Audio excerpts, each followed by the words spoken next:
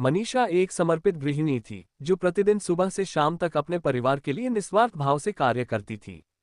उसके पति रमेश और दो बच्चे सोनू और पायल उसकी देखभाल और प्रेम को अक्सर हल्के में लेते थे।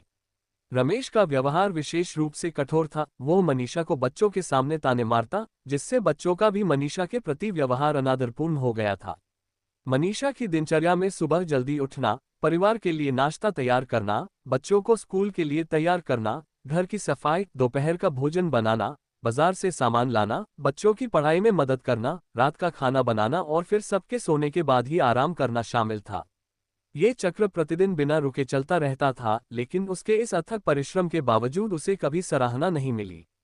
एक दिन मनीषा को तेज बुखार और कमजोरी महसूस हुई। डॉक्टर ने उसे पूर्ण आराम की सलाह दी। अब घर के सभी काम रमेश के कंधों पर आ गए। पहले दिन ही उसे समझ में आ गया कि घर का काम कितना चुनौतीपूर्ण होता है।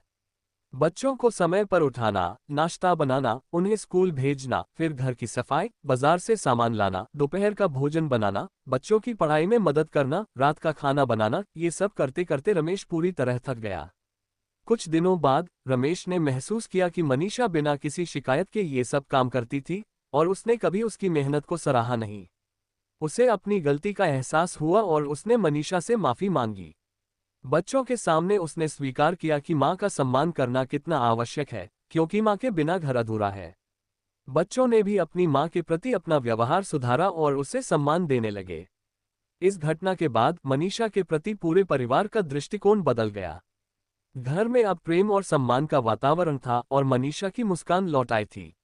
ये कहानी हमें सिखाती है कि परिवार के हर सदस्य के योगदान का सम्मान करना चाहिए, विशेषकर उन लोगों का जो बिना किसी स्वार्थ के हमारे लिए निरंतर कार्य करते हैं।